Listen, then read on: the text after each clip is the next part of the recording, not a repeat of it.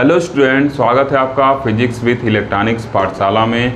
आज के इस लेक्चर में हम लोग स्पेक्ट्रोस्कोपी यूनिट सेकेंड का एक और नया टॉपिक पढ़ेंगे जिसका नाम होगा screening constant for S, P, D and F orbitals. ठीक, आप अपना सिलेबस देखिएगा, उसमें ऐसे ये पूरा लिखा हुआ है। ठीक, ये टॉपिक जब हम लोग पढ़ लेंगे तो हम लोग का जो सेकेंड चैप्टर है स्पेक्ट्रोस्कोपी का वो फिनिश हो जाएगा। मतलब आज के इस लेक्चर के बाद जो हम लोग का स्पेक्ट्रोस्कोपी है वो आधा फिनिश हो जाएगा। अब जो अगला लेक्चर मिलेगा आपको पेपर सेकंड से वो पार्ट ए का मिलेगा, अर्थात वो क्वांटम मैकेनिक्स का मिलेगा। मतलब अब हम लोग आगे से जो लेक्चर बनाएंगे वो मतलब पढ़ेंगे वो किस पे पढ़ेंगे, क्वांटम मैकेनिक्स के यूनिट थर्ड से स्टार्ट करेंगे। ठीक, आज का जो लेक्चर है देखिए, ये लेक्चर शार्ट टाइप आंसर के लिए इम्पॉर्टेंट तो है ही, साथ ही साथ जिन यूनिवर्सिटी में एमसीक्यू एग्ज़ाम होता है उनके लिए और ज़्यादा इम्पॉर्टेंट है। ठीक, तो ये क्वेश्चन जो है ये एमसीक्यू पॉइंट ऑफ व्यू से भी क्या है, इम्पॉर्टेंट है। ठीक, तो देखिए इसमें हम लोग को एस, पी, डी और एफ ऑर्बिट के लिए क्या पढ़ना है, स्क्रीनिंग पढ़ना है। ठीक, तो देखिए सबसे पहले समझते हैं, कुछ ऑर्बिट बनाते हैं। जैसे मान लीजिए हाइड्रोजन है, अगर हाइड्रोजन की हम बात करें तो इसका इलेक्ट्रॉनिक कॉन्फ़िगरेशन क्या होगा, 1s1 होगा। और ऐसे अगर हम लिथियम की बात करते हैं तो इसका इलेक्ट्रॉनिक कॉन्फ़िगरेशन क्या होगा, 1s2 2s1 होगा। क्लियर। तो अब देखिए अगर हाइड्रोजन के लिए हम क्या करें, ऑर्बिट बनाए तो पहले एक न्यूक्लियस बनाएंगे और ये क्या होगा, एक ऑर्बिट होगा और इसमें क्या होगा, इलेक्ट्रॉन प्रेजेंट रहेगा। लिथियम के लिए बनाना चाहें न्यूक्लियस बनाएं। ठीक, अब क्या होगा, एक ऑर्बिट इधर बनाएं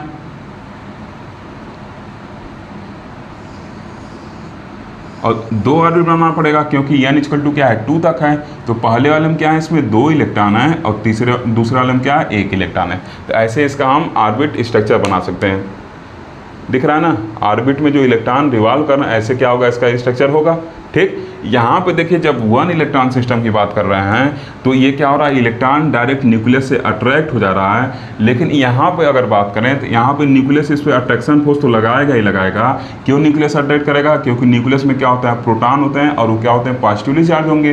तो इलेक्ट्रॉन को, वैलेंस सेल में प्रेजेंट इलेक्ट्रॉन को खींचेंगे ही। साथ ही साथ जो यहाँ पे इलेक्ट्रॉन है अंदर वाले सेल में, वो क्या करेगा, आपस में एक दूसरे को रिपेल करने का काम करते हैं। आपस में क्या है, एक दूसरे को रिपेल करने का काम करते हैं। तो देखिए अब केस क्या हो गया, कुछ अलग हो गया। केस दिखाई दे रहा ना, अब केस देखिए क्या हो गया, कुछ अलग हो गया। यहाँ पे एक ही इलेक्ट्रॉन था और न्यूक्लियस था, वो इसको अट्रैक्ट कर ले रहा था। लेकिन यहाँ पे जैसे ही हम एक इलेक्ट्रॉन से ज़्यादा, मतलब लिथियम का केस ले लिए तो 3 इलेक्ट्रॉन आ गया, जहाँ पे 2 इलेक्ट्रॉन इनर सेल में थे और 1 इलेक्ट्रॉन बैलेंस सेल या आउटर सेल में था। तो अब इस बैलेंस इलेक्ट्रॉन पर जो इस न्यूक्लियस द्वारा फोर्स लगेगा, अट्रैक्शन, वो क्या लगेगा, रिड्यूस हो जाएगा। मतलब जितना न्यूक्लियस में चार्ज है उसका पूरा इस पर अट्रैक्शन फोर्स नहीं लगा पाएगा। क्यों नहीं लगा पाएगा, क्योंकि इलेक्ट्रॉन क्या कर रहा है, इससे रिपेल भी हो रहा है। जैसे मान लीजिए यहाँ पे एक इंसान है। ठीक, एक इंसान यहाँ पे, इसको हम क्या कर रहे हैं, न्यूक्लियस कर रहे हैं। ठीक, ऐसे बनाते हैं, ये न्यूक्लियस है। ठीक, एक इंसान यहाँ पे है और एक इंसान क्या है, यहाँ पे और एक यहाँ पे। ठीक, ये इंसान इससे मिलना चाहता है। ठीक, इसको अट्रैक्ट करना चाहता है। लेकिन पहले अगर मान लीजिए ये दोनों ऑब्सेंट थे, जैसे हाइड्रोजन की बात करें तो एक ही इलेक्ट्रॉन था, तो एक ही इलेक्ट्रॉन था, मतलब ये डायरेक्ट न्यूक्लियस, इससे ये न्यूक्लियस है, ये क्या है, वैलेंस सेल का इलेक्ट्रॉन है, ये इनर सेल के क्या है, इलेक्ट्रॉन है। ठीक, तो देखिए पहले क्या था, ये इनर सेल में कोई इलेक्ट्रॉन नहीं था, एक ही इलेक्ट्रॉन था, तो डायरेक्ट इसको अट्रैक्ट कर ले रहा था। ठीक, जितना पावर इसके पास था उस पावर से इसको अट्रैक्ट कर ले रहा था। लेकिन अब क्या हो गया है, अब जब ये इससे मिलने जाएगा तो क्या होगा, रास्ते में 2 लोग और पड़े हुए हैं, ये दोनों इलेक्ट्रॉन ही पड़े हुए हैं, तो ये क्या करेंगे, इसको दूर भगाने का काम करेंगे। किसको, दोनों इलेक्ट्रॉन है और ये भी इलेक्ट्रॉन है, तो क्या करेंगे, इसको दूर भगाने, मतलब इस न्यूक्लियस से क्या करेंगे, इसको दूर भगाएंगे। तो मतलब जिस फोर्स से न्यूक्लियस इसको पहले वाले केस में अट्रैक्ट कर रहा था, अब उस फोर्स से अट्रैक्ट नहीं कर पाएगा। क्यों नहीं कर पाएगा, क्योंकि इसके ऊपर एक एक्स्ट्रा फोर्स लगने लगा है। और वो कौन सा फोर्स है, फोर्स ऑफ रिपल्सन है, जो इसके अट्रैक्शन इधर लग रहा है, इस पर इलेक्ट्रॉन को अपने तरफ अट्रैक्ट कर रहा था। जब कोई भी इलेक्ट्रॉन इसके अलावा नहीं थे, सिंगल इलेक्ट्रॉन था, डायरेक्ट अट्रैक्ट कर लेता था। लेकिन अब देखिए क्या है, इसके पहले भी 2 इलेक्ट्रॉन प्रेजेंट हैं जो इसके फोर्स ऑफ अट्रैक्शन को क्या करेंगे, कमज़ोर कर देंगे। क्योंकि इनका जो फोर्स ऑफ अट्रैक्शन है क्या है, इसके अपोजिट डायरेक्शन में लगेगा। ये क्या करेंगे, अपोजिट डायरेक्शन में रिपेल कर रहे हैं। तो एक फोर्स इधर लग रहा है मान लीजिए अट्रैक्टिव, और रिपल्सन वाला इधर लग रहा है। इसका मतलब जो नेट फोर्स होगा अट्रैक्टिव वो क्या होगा, डिक्रीज हो जाएगा, डिक्रीज होगा ना। मतलब अगर ये दोनों नहीं रहते डायरेक्ट ये इसका इससे मिलन हो जाता, लेकिन अब बीच में ये दोनों आ गए हैं तो ये कुछ जरूर अपना पावर इस इलेक्ट्रॉन के ऊपर दिखाएंगे और न्यूक्लियस से मिलने नहीं देंगे। तो इसका मतलब वास्तव में न्यूक्लियस के बाद जो पावर था उस पावर का इस्तेमाल करके उसको अट्रैक्ट नहीं कर पाएगा। क्यों नहीं कर पाएगा, क्योंकि बीच में ये दोनों आ गए हैं, ये भी अपना पावर दिखाएंगे। तो इस केस में इस इलेक्ट्रॉन पर जो लगने वाला चार्ज होगा इस न्यूक्लियस द्वारा, जो लगने वाला अट्रैक्टिव फोर्स होगा वो क्या होता है, डिक्रीज हो जाता है। और ये क्यों डिक्रीज होता है, क्योंकि ये दोनों क्या करते हैं, इसका इससे शील्डिंग करते हैं। इसका क्या करेंगे, इससे शील्डिंग करेंगे। जैसे ऐसे समझिए, मान लीजिए कोई सेलिब्रिटी है और उनका बॉडीगार्ड नहीं है तो आप डायरेक्ट उनसे मिल सकते हैं, लेकिन अगर उनका बॉडीगार्ड हो आप उनसे मिलना चाहें तो आगे ऐसे ऐसे रोकते हैं आपको ना। अगर सेलिब्रिटी को हम न्यूक्लियस कहें और आपको इलेक्ट्रॉन कहें और बॉडीगार्ड को क्या कहें, इनर सेल में प्रेजेंट इलेक्ट्रॉन कहें, तो क्या करेंगे, आपको ऐसे रोकेंगे, उनसे मिलने नहीं देंगे, शील्डिंग करेंगे, शील्डिंग करेंगे ना, स्क्रीनिंग करेंगे। ठीक, तो वैसे ही यहाँ पे न्यूक्लियस भी है। जब एक से ज़्यादा इलेक्ट्रॉन प्रेजेंट हैं तो ये क्या करेंगे, जो अंदर वाले इलेक्ट्रॉन रहेंगे ये क्या करेंगे, इस इलेक्ट्रॉन का इस न्यूक्लियस से स्क्रीनिंग करेंगे। जैसे आपका स्क्रीनिंग क्या किया जाएगा, उस सेलिब्रिटी से किया जाएगा। मान लीजिए कोई प्लेयर ही है, उसके पास बॉडीगार्ड है, ठीक, अगर वो नहीं है तो डायरेक्ट आप जाके ऑटोग्राफ ले लेते हैं। लेकिन अगर मान लीजिए उसके पास बॉडीगार्ड है तो उससे आप मिलना चाहेंगे, डायरेक्ट मिलेंगे तो डायरेक्ट मिल के ऑटोग्राफ ले लिए, कोई वहाँ शील्डिंग नहीं हुआ। लेकिन बॉडीगार्ड उस टाइम प्रेजेंट है तो क्या करेंगे, आपको रोकेंगे, डायरेक्ट उससे मिलने नहीं देंगे। ठीक, तो वैसे ही क्या होगा, यहाँ पे भी होगा, ये इलेक्ट्रॉन भी क्या करेगा, अपना कुछ रोल प्ले करेगा। डायरेक्ट क्या करेगा, ये इलेक्ट्रॉन इसको इससे मिलने नहीं देगा। तो इस टाइम पे जो इसका इससे अट्रैक्टिव फोर्स होगा, अट्रैक्टिव फोर्स होगा डिक्रीज हो जाता है। तो इस केस को ही क्या कहते हैं कि ये दोनों क्या कर रहे हैं, इलेक्ट्रॉन इसका स्क्रीनिंग कर रहे हैं या इसका न्यूक्लियस से शील्डिंग कर रहे हैं। ठीक, पहले जो लिखे हैं उसको पढ़ते हैं, फिर एक बार और समझने की कोशिश करेंगे। जैसे देखिए लिखे हैं, valence shell electron suffer force of attraction due to nucleus and force of repulsion due to inner shell electron. देखिए बैलेंस सेल इलेक्ट्रॉन जो होते हैं वो फोर्स ऑफ अट्रैक्शन, न्यूक्लियस से फोर्स ऑफ अट्रैक्शन, साथ ही साथ फोर्स ऑफ रिपल्सन भी क्या करते हैं, फील करते हैं due to inner shell electron. ये जो इलेक्ट्रॉन है ये क्या कर रहा है, इस न्यूक्लियस से फोर्स ऑफ अट्रैक्शन को भी फील कर रहा है, तथा साथ ही साथ क्या कर रहा है, इस इनर सेल में इलेक्ट्रॉन की वजह से जो वैलेंस इलेक्ट्रॉन है फोर्स ऑफ रिपल्सन भी क्या कर रहा है, फील कर रहा है। साथ ही साथ इन दोनों इलेक्ट्रॉनों के बीच भी क्या लगता है, रिपल्सन लगता है। ठीक, तो अब देखिए, the decrease in the force of attraction on the valence electron, जो वैलेंस इलेक्ट्रॉन पर इस न्यूक्लियस द्वारा जो फोर्स लगाना चाहिए था, वास्तव में इन दोनों के अब्सेंस में, अगर ये दोनों अब्सेंस रहते तो ये डायरेक्ट खींच लेता। लेकिन अब क्या हो रहा है, उन दोनों का अब्सेंस होने की वजह से फोर्स क्या होगा, डिक्रीज हो जाएगा अट्रैक्टिव फोर्स, क्योंकि ये खींचेगा तो बाहर धक्का देंगे तो नेट फोर्स क्या होगा, अट्रैक्टिव डिक्रीज हो जाएगा। तो वही लिखा है कि the decrease in force of attraction on the valence electron due to inner shell electron is called screening effect. अब इस न्यूक्लियस पे जो फोर्स ऑफ अट्रैक्शन है जो इलेक्ट्रॉन का, देखिए फिर से रिपीट करते हैं, the decrease in force of attraction on balance electron, balance electron पर जो इस न्यूक्लियस की वजह से फोर्स ऑफ अट्रैक्शन डिक्रीज हो रहा है वो किसके वजह से हो रहा है, इनर इलेक्ट्रॉन की वजह से हो रहा है। और इसी इफेक्ट को क्या कहते हैं हम, शील्डिंग इफेक्ट या स्क्रीनिंग इफेक्ट कहते हैं। जो फिनोमेना हो रहा है, इस फिनोमेना में क्या कर रहा है, ये जो कोर इलेक्ट्रॉन है इस अट्रैक्टिव फोर्स को क्या करता है, डिक्रीज कर दे रहा है, और इसी इफेक्ट को हम क्या कहेंगे, शील्डिंग इफेक्ट कहते हैं। ठीक, देखिए ये इसके पास कितना चार्ज है, इसके पास Z=3 के बराबर क्या होगा, चार्ज होगा। नंबर ऑफ प्रोटॉन क्या होता है, Z के बराबर होता है एटॉमिक नंबर के। ठीक, तो ये क्या करेगा, इस पे अट्रैक्टिव फोर्स क्या होगा, हर एक केस में ज़्यादा ही होगा कुछ। क्यों ज़्यादा होगा, क्योंकि देखिए तो सिंगल इलेक्ट्रॉन है, सिंगल इलेक्ट्रॉन है, ये क्या है, सिंगल इलेक्ट्रॉन है, इसके पास 3 चार्ज रहेगा ना, तो नेट फोर्स क्या रहेगा, हमेशा न्यूक्लियस की तरफ ही लगेगा। अगर इन केस ऐसा हो जाता है, इन केस ऐसा हो जाए कि मान लीजिए ये जो स्क्रीनिंग कांस्टेंट है बहुत ज़्यादा बढ़ जाए, इस केस में देखिए क्या है, Z=3 है तो नेट फोर्स क्या लगेगा, इसकी तरफ न्यूक्लियस की तरफ लगेगा। ये दोनों फोर्स रिड्यूस कर दें तो वास्तव में जो Z इफेक्टिव होगा वो क्या होगा, इससे कुछ कम आएगा। ठीक, लेकिन अगर ऐसा हो जाए, इन केस ऐसा भी हो सकता है कि स्क्रीनिंग कांस्टेंट बहुत ज़्यादा बढ़ जाए इस अट्रैक्टिव फोर्स की वजह, तो क्या होगा, ये इलेक्ट्रॉन को बाहरी आर्बिट में जब रिपेल कर रहे हैं तो इसको बाहर आर्बिट में धक्का दे देंगे तो ये बाहरी आर्बिट में चल जाएगा। इस टाइम पे क्या होगा, न्यूक्लियस का जो साइज है वो क्या होता है, बढ़ जाता है, मतलब ऑर्बिटल का जो साइज है वो क्या होता है, बढ़ जाता है। लेकिन अगर फोर्स ऑफ अट्रैक्टिव क्या हो जाए आपका, ज़्यादा हो जाए इस रिपल्सिव फोर्स से, तो न्यूक्लियस का इलेक्ट्रॉन क्या होगा, अंदर तरफ खिंचा जाएगा और साइज क्या हो सकता है, इसका घट सकता है। ठीक। तो ऐसा तो ये तो खैर कंपटीशन लेवल का, उसमें आपको ज़्यादा नहीं जाना है। ठीक। तो यहाँ पे क्या है, बस ये समझिए इस इलेक्ट्रॉन का इससे डायरेक्ट क्या हो रहा है, अट्रैक्टिव फोर्स जो है उसको रिड्यूस कर दिया जा रहा है इन दोनों इलेक्ट्रॉन की वजह से। इस वजह से इसको हम क्या कहते हैं कि ये जो फिनोमेना हो रही है स्क्रीनिंग की हो रही है, और इस इफेक्ट को हम क्या कहते हैं, स्क्रीनिंग इफेक्ट कहते हैं। यहाँ तक देखिए हम लोग इस चीज़ को समझ गए। ठीक। अभी सेलिब्रिटी वाला एग्जाम्पल दिए थे, उससे भी आप इस चीज़ को समझ सकते हैं। देखिए लिखा गया कि that is total repulsive force is called shielding effect, मतलब जितना ये इलेक्ट्रॉन क्या करेंगे, रिपल्सिव फोर्स लगाएंगे, वही क्या कहलाता है, शील्डिंग इफेक्ट कहलाता है। क्लियर। अब देखिए ड्यू टू स्क्रीनिंग इफेक्ट की वजह से जो वैलेंस सेल इलेक्ट्रॉन है वो क्या करते हैं, एक्सपीरियंस करते हैं। क्या एक्सपीरियंस करेंगे, लेस फोर्स ऑफ अट्रैक्शन। वो फोर्स ऑफ अट्रैक्शन अब कम एक्सपीरियंस करेंगे ना, क्योंकि बीच में शील्डिंग कर रहे हैं। Less force of attraction exerted by nucleus, that is total attraction force experience by valence electron represented bye is Z effective. अब क्या करेंगे, जो वास्तव में यहाँ पे देखिए जेड के बराबर इस पर लग रहा था, लेकिन जब एक से ज़्यादा इलेक्ट्रॉन का सिस्टम आया तब इस इलेक्ट्रॉन पर क्या लगेगा, जो फोर्स लगेगा वो जेड के बराबर ना लग के क्या होगा, जेड इफेक्टिव के जो फोर्स लगेगा वो जेड से कम लगेगा, और उसको हम लोग क्या कहते हैं, जेड इफेक्टिव कहते हैं। ठीक। अब इसके आगे की लाइन जब लिखेंगे तो आपको और क्लियर हो जाएगा क्या हम कहना चाहते हैं।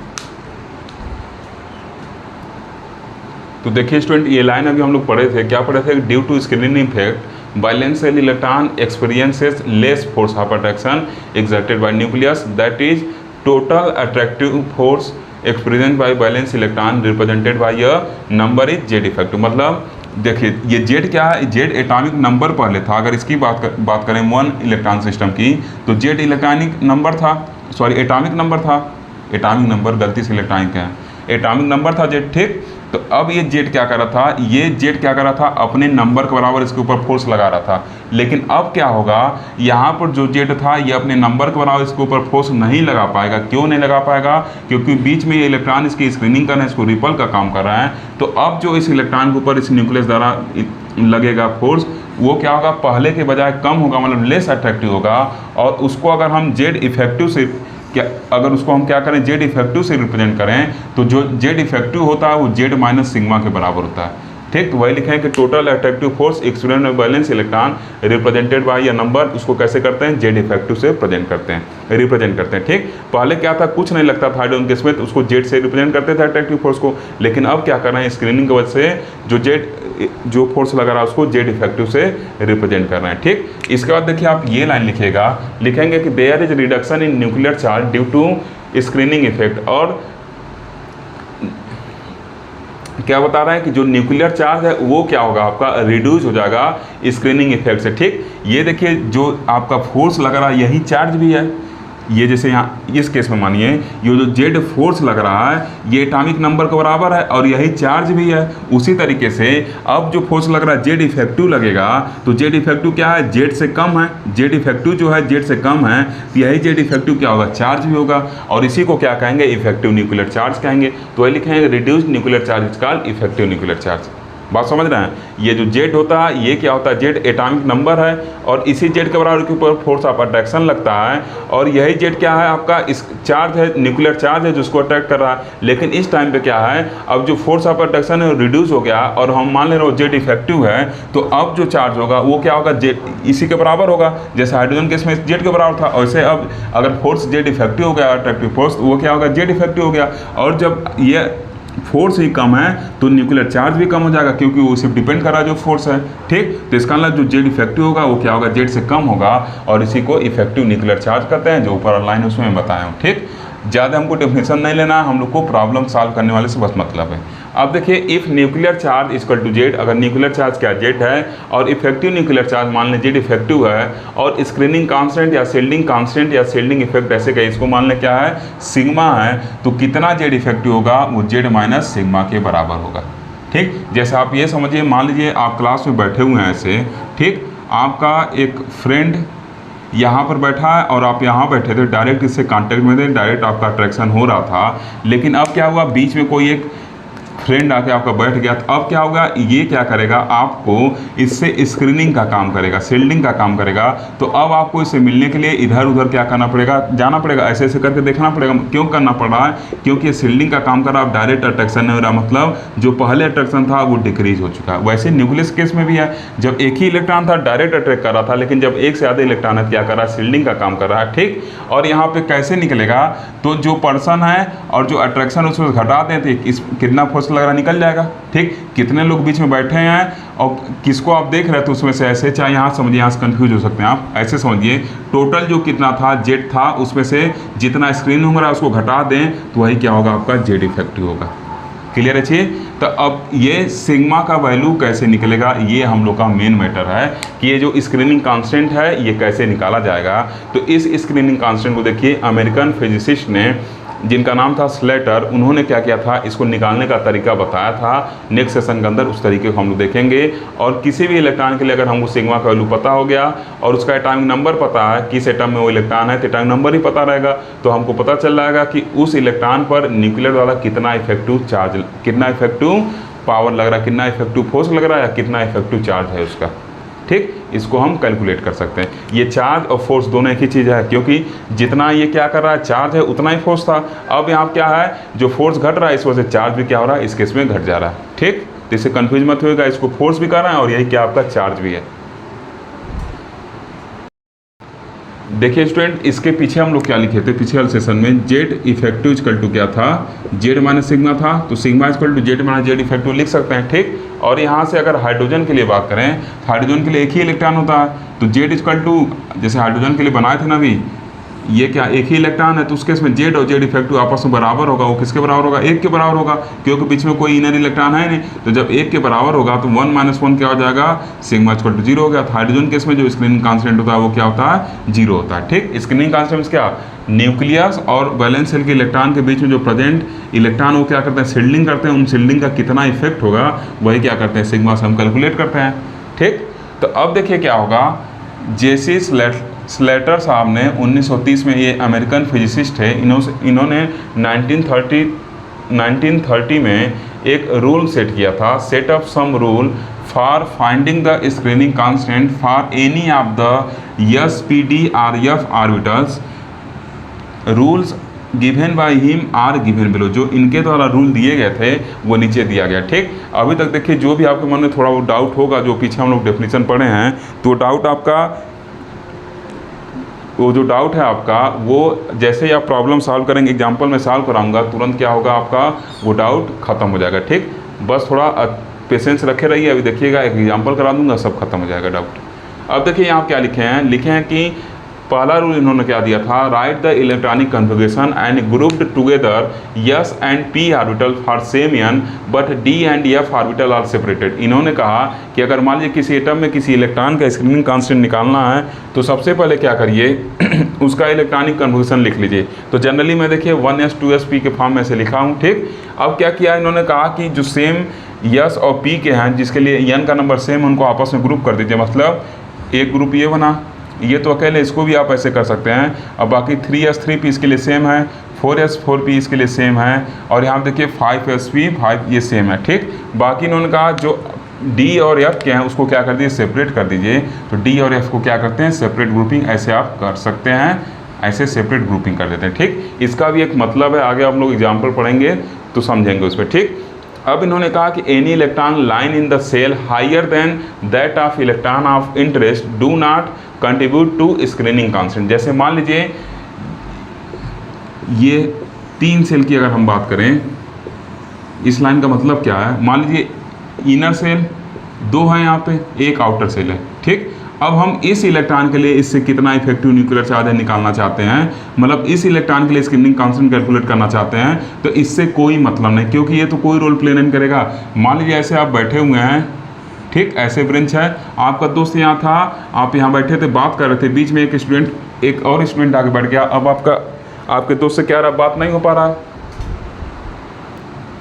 ठीक, तो देखिए मान लीजिए आप यहाँ बैठे हैं, आपका दोस्त पहले यहाँ बैठा था, बीच में कोई एक और आके बैठ गया। ठीक, और पीछे कोई और आके बैठ गया। ठीक, तो पीछे वाला आपको आपसे दोस्त से बात करने में तो डिस्टर्ब कर नहीं रहा है, तो इसका मतलब क्या कर रहे हैं, इसको हम क्या कर सकते हैं, बाहर निकाल सकते हैं। इससे तो कोई मतलब है नहीं।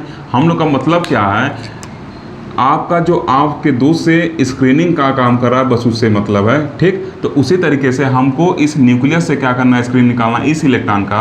तो बाहरी सेल में जो इलेक्ट्रॉन है उससे हमारा कोई इंटरेस्ट नहीं है, उससे कोई मतलब नहीं है, तो उससे हमको छोड़ देते हैं उसको, ठीक। तो वही लिखा गया कि any electron lying in the shell higher than that of the electron of interest do not contribute to screening constant. मतलब इसका स्क्रीनिंग कांस्टेंट में कोई रोल प्ले नहीं होगा। जैसे यहाँ पे बैठा स्टूडेंट जो है आपके दोस्त से आपको मिलने में कोई प्रॉब्लम नहीं क्रिएट कर रहा है, वैसे ये भी क्या है, ये भी किसी तरीके का स्क्रीनिंग इससे नहीं कर रहा है। जैसे ये पीछे बैठे आपके पीछे बैठे स्टूडेंट्स क्या कर रहे हैं, आपके दोस्त से क्या कर रहे हैं, स्क्रीनिंग नहीं कर रहे हैं। वैसे सेम केस इसमें न्यूक्लियस में भी है कि जो बाहरी सेल में इलेक्ट्रॉन है वो इस इलेक्ट्रॉन के लिए स्क्रीनिंग का काम नहीं करेगा, क्योंकि वो खुद बाहर है, बल्कि आप इसके लिए स्क्रीनिंग का काम करेंगे, वैसे ही ये इलेक्ट्रॉन इसके लिए स्क्रीनिंग का काम करेगा, ठीक। तो 2 रूल हो गया। अब इसके आगे अगला रूल देखेंगे नेक्स्ट सेशन के अंदर, और फिर एक एग्जाम्पल देखेंगे। ओके स्टूडेंट, तो देखिए तीसरा रूल क्या है कि screening constant can then be calculated by adding the following terms, ठीक। इनको ऐड करके हम क्या करेंगे, स्क्रीनिंग कांस्टेंट कैलकुलेट कर सकते हैं, ठीक। थोड़ा सा 5 मिनट आप पेशेंस और रखिए, जैसे एग्जांपल कराऊंगा जो शुरू से लेकर अब तक बताया हूँ सब का सब क्लियर हो जाएगा, ठीक। देखिए पहला इसमें रूल क्या करना है कि the number of electron in the same group multiplied by 0.35। मतलब अगर नंबर ऑफ इलेक्ट्रॉन क्या है, NS या NP में है तो उनको 0.35 से मल्टीप्लाई करना है, और अगर ND या NF में है तो उनको 0.35 से उनको भी मल्टीप्लाई करना है। मतलब ऐसे आप समझिए, अभी हम लोग ग्रुपिंग किए थे ना ऐसे NS NP का एक साथ, और क्या किए थे, D और F को अलग अलग किए थे, ठीक। तो अगर उस ग्रुप में सेम ग्रुप के इलेक्ट्रॉन की अगर हम बात करेंगे तो क्या होगा, उसको 0.35 से इसमें भी करना है और इसमें भी क्या करना है, 0.35 से मल्टीप्लाई करना है नंबर ऑफ इलेक्ट्रॉन में, ठीक। अभी ये तब आपको अच्छे समझ में आएगा जब एक एग्जाम्पल कराऊंगा, ओके। अब देखिए दूसरा रूल क्या है कि if the orbital is s or, if the orbital is s or p orbital, अगर orbital s or p orbital है, then the number of electron in n-1th shell multiplied by 0.85। मान लीजिए सबसे बाहरी वाले ऑर्बिट को अगर हम n कहें तो उसके अंदर वाला n-1 होगा। तो इसमें क्या करेंगे, अगर यस और p ऑर्बिट में इलेक्ट्रॉन की बात कर रहे हैं तो इसमें प्रेजेंट जो इलेक्ट्रॉन की संख्या होगा उसको 0.85 से क्या करेंगे, मल्टीप्लाई करेंगे। कैसे होगा अभी एग्जाम्पल सब समझाएंगे, ठीक। अब देखिए सी वाला क्या कर रहे हैं, जो सी है इसमें कि the number of electron in n-2th shell and below all, और इसके अंदर जितना भी होगा n-3 n-4 सब में जो टोटल नंबर ऑफ इलेक्ट्रॉन होंगे उसको 1 से मल्टीप्लाई कर देंगे। और फिर जो चौथा रूल है वो क्या है, अगर D और F ऑर्बिटल की बात कर रहे हैं तो अगर मान लीजिए कोई इलेक्ट्रॉन D इधर कंसिडर किए राइट हैंड साइड में, तो इसके इधर जितने भी नंबर ऑफ इलेक्ट्रॉन होंगे, चाहे वो कोई भी सब सेल हो, चाहे n-1 हो चाहे n-2 हो, सबके प्रेजेंट इलेक्ट्रॉन की संख्या में क्या करेंगे, 1 से मल्टीप्लाई कर देंगे, ठीक। ये रूल आप स्क्रीनशॉट ले कॉपी पर नोट कर लीजिए। अभी इसी के रूल के बिहाफ पे क्या करेंगे, हम लोग एग्जाम्पल सॉल्व करेंगे, ठीक। और एक केस देखिए यहाँ पे लिखा हुआ है, अगर 1s में इलेक्ट्रॉन रहेगा तब क्या करेंगे, तब सिग्मा 0.3 वहाँ पे होता है, ठीक। अगर 1s में इलेक्ट्रॉन है सिग्मा क्या होगा, 0.3 होगा। यहाँ से अपने कैलकुलेशन को शुरू करेंगे और एक एक पॉइंट को भी हम लोग समझेंगे एक शानदार सा एग्जाम्पल लेके, ठीक। पहले इसको समझेंगे कि ये क्या कर रहा है। ओके स्टूडेंट, तो कुछ एग्जाम्पल से हम लोग समझेंगे कि स्क्रीनिंग कांस्टेंट और इफेक्टिव न्यूक्लियर चार्ज मतलब जेड इफेक्टिव कैसे कैलकुलेट किया जाता है, ठीक। तो देखिए अगर 1s में इलेक्ट्रॉन है उसके लिए कैलकुलेट करना है तो सिग्मा का वैल्यू 0.30 होता है, अभी हम लोग पढ़े थे, ठीक। ये जो सिग्मा का वैल्यू है और ये इधर जो वैल्यू है ये सब क्या है, एक्सपेरिमेंटली कैलकुलेटेड वैल्यू है। अगर आप पूछेंगे कहाँ से आया तो ये मैं भी नहीं बता पाऊँगा, क्योंकि इसको स्लेटर साहब ने एक्सपेरिमेंटली कैलकुलेट करके निकाला था। तो उन्होंने बताया था कि 1s इलेक्ट्रॉन के लिए जो सिग्मा होता है 0.3 होता है, ठीक। 0.30 या 0.3, ठीक। तो अगर इसके लिए हम स्क्रीनिंग कैलकुलेट करना चाहें तो मान लीजिए हीलियम है, इसमें क्या होंगे, 2 इलेक्ट्रॉन होंगे, ठीक। तो ये क्या करेगा, ये आपस में भी एक दूसरे को क्या करेंगे, रिपेल करेंगे। तो इस वजह से इस केस में भी जो किसी भी इलेक्ट्रॉन का न्यूक्लियर पर जो अट्रैक्टिव फोर्स लग रहा था वो क्या होगा, इफेक्टिव लगेगा, जो ओरिजिनल था वो वाला नहीं लगेगा। हाइड्रोजन के केस में क्या था, एक ही इलेक्ट्रॉन था तो इसलिए जेड इफेक्टिव जेड के बराबर था, लेकिन यहाँ पे एक ही सेल में देखिए दोनों इलेक्ट्रॉन है, ये भी क्या करेंगे, एक दूसरे को रिपेल करेंगे। तो जब एक दूसरे को रिपल करेंगे टोटल इफेक्टिव किसी इलेक्ट्रॉन कितना लगेगा, तो Z effective equal to Z minus sigma, और 1s इलेक्ट्रॉन के लिए हम लोग पीछे भी लिखे थे सिग्मा 0.03 होता है, तो यहाँ से क्या हो गया 2 माइनस 0.3 तो 1.7 ये बचा। ठीक, ये सब वैल्यू आपको क्या करना पड़ेगा, लर्न करना पड़ेगा। ठीक, तो 1.7 बचा। ऐसे मान लीजिए दो लोग हैं, ठीक, और यहाँ किसी मिलने गए, अगला इंसान क्या कर रहा है, दूसरे किसी से बात कर रहा है। मान लीजिए एक आप है यहाँ पे, ठीक, एक्स और वाई दो पर्सन है, और ये क्या है, यन मान देना है, ठीक, न्यूक्लियस का दे रहे हैं। तो मान लीजिए एक्स और वाई मिलने गए, न्यूक्लियस क्या कर रहा है, बस इसी की तरफ क्या कर रहा है, अट्रैक्ट कर रहा है। इसका मतलब उस टाइम पे वाई पे क्या होगा, कुछ अट्रैक्शन इसका कम होगा। इसका मतलब क्या कर रहा है, ये इसके लिए स्क्रीनिंग का काम कर सकता है। ठीक, मतलब जो इससे इसका इफेक्ट कम कर रहा है। ठीक, मान लीजिए ज़्यादा अच्छा काम किया, पहले इसको पूछेगा तब फिर वाई को पूछेगा। और ऐसा होता क्यों, क्योंकि ये आपस में क्या करेंगे, रिपेल करेंगे, इलेक्ट्रॉन आपस में रिपेल करते हैं। तो इस वजह से इसमें भी क्या होता है, एक ही सेल में प्रेजेंट इलेक्ट्रॉनों के बीच में क्या होता है, रिपल्सन की वजह से जो जेड होता है ओरिजिनल रख के जेड इफेक्टिव हो जाता है। और वो कैसे कैलकुलेट होता है, कुछ ऐसे कैलकुलेट किया जाता है। ठीक, किसके लिए, 1s इलेक्ट्रॉन के लिए। अब देखिए एक क्वेश्चन है, इफेक्टिव न्यूक्लियर चार्ज और स्क्रीनिंग कांस्टेंट कैलकुलेट करना है 4s और 3p इलेक्ट्रॉन के लिए, किसके केस में, पोटेशियम के केस में। ठीक, तो देखिए इलेक्ट्रॉनिक कन्फिगरेशन जो होता है पोटेशियम का 19 होता है एटॉमिक नंबर, तो 1s2 2s2 2p6 3s2 3p6 4s1 लिखेंगे। अब क्या करेंगे, बताया था ना, ग्रुपिंग कर देते हैं। तो किसका किसका ग्रुपिंग करेंगे, सेम n और s वाला जो रहेगा, यस और पी वाला जो सेम एन रखेगा उसको ग्रुपिंग कर देंगे। ठीक, आगे देखिए पी डी है नहीं तो उसको अलग अलग करने से बातें अलग है। ठीक, अब हम 4s के किसी एक इलेक्ट्रॉन के लिए अ इलेक्ट्रॉन देखिए दिया रहेगा, दिया ना मतलब क्या, एक इलेक्ट्रॉन की बात कर रहे हैं। ठीक, किसी भी ऑर्बिट में एक इलेक्ट्रॉन पर कितना आपका स्क्रीनिंग कांस्टेंट लग रहा है उसको, और उस पर कितना इफेक्टिव न्यूक्लियर चार्ज लगेगा उसको कैलकुलेट किया था। तो सिंगल इलेक्ट्रॉन की बात होती है। तो देखिए 4s1 पे कितना लगेगा, तो फार अ लिखा गया, मतलब एक 4s इलेक्ट्रॉन के लिए। अब देखिए देखा जाए तो कैसे माना जाता है, इसको क्या माना जाएगा, यन सेल माना जाएगा। जिसको कैलकुलेट करना था उसको यन सेल मानते हैं ग्रुपिंग करने के बाद। तो ये क्या हो जाएगा आपका, n-1 सेल हो जाएगा। ये क्या हो जाएगा, n-2 सेल हो गया। ऐसे क्या होगा, इधर डिक्रीज होते चला जाएगा। ये क्या हो गया, n-3 सेल हो गया। ठीक, अब देखिए यहाँ पे लिखे हुए हैं, क्या लिखे हुए हैं कि NS और NP के लिए सिग्मा 0.35 होता है। तो इस n में देखिए क्या है, इस n में क्या है, यस तो है, लेकिन एक ही इलेक्ट्रॉन था तो उसी का स्क्रीनिंग करना है, तो पार्टिसिपेट करेगा नहीं। एक ही इलेक्ट्रॉन, अगर दो इलेक्ट्रॉन रहता तो एक करता, जैसे यहाँ पे दो इलेक्ट्रॉन s में थे, एक कर रहा था, स्क्रीनिंग कर रहा था, लेकिन एक ही इलेक्ट्रॉन है उसी की बात कर रहे हैं, तो n का बात ही नहीं करेंगे यहाँ पे। तो इस वजह से n में जो इलेक्ट्रॉन है उसके वजह से क्या हो जाएगा, n में कोई एक इलेक्ट्रॉन था उसको हम ले लिए हैं, तो n में कितने इलेक्ट्रॉन बचेंगे, 0। तो नंबर ऑफ इलेक्ट्रॉन क्या हो गया, इस वाले में 0 हो गया। ऐसे n से राइट हैंड साइड वाले को n मानते हैं और ऐसे डिक्रीज करते हुए चले जाते हैं। ठीक, ये सेल का नंबर ऐसे डिक्रीज करते हुए आते हैं। तो ये देखिए n में क्या, एक को स्क्रीनिंग के लिए ले हैं तो और कोई बचा नहीं, तो 0 × 35 हो जाएगा, 0 × 35 हो जाएगा। देखिए लिखे है ना, NS और NP के लिए सिग्मा 0 × 35, तो 0 × 35 हो गया, 0 × 0.35। ठीक, अब देखिए प्लस, अब इसमें देखिए n-1 में कितने इलेक्ट्रॉन हैं, तो n-1 इसके जस्ट बगल वाला होगा, 2 इसमें 6 इसमें 8 इलेक्ट्रॉन हो गए। तो नंबर ऑफ इलेक्ट्रॉन में क्या करते हैं, n-1 सेल के अगर s या p ऑर्बिट की बात करें तो नंबर ऑफ इलेक्ट्रॉन, आप रूल देखिएगा काफ़ी जो लिखे हैं, तो उसमें क्या करते हैं 0.85 से मल्टीप्लाई करते हैं। तो 8 में 0.85 से मल्टीप्लाई करेंगे। अब देखिए n-2 या उससे जितने भी इलेक्ट्रॉन रहेंगे, उससे बिलो जितने भी सेल हैं, जितने भी इलेक्ट्रॉन रहेंगे, सबको क्या कर देते हैं, 1 से मल्टीप्लाई कर देते हैं। इससे बिलो देखिए क्या है, n-2 भी है, n-3 भी है। तो n-1 के इधर जितने भी इलेक्ट्रॉन रहेंगे, तो 6 to 8 to 10, तो 10 इलेक्ट्रॉन होगा, सबको क्या करेंगे 1 से मल्टीप्लाई कर देंगे। और फिर जब इसको सॉल्व करेंगे सिग्मा 16.8 आ जाएगा।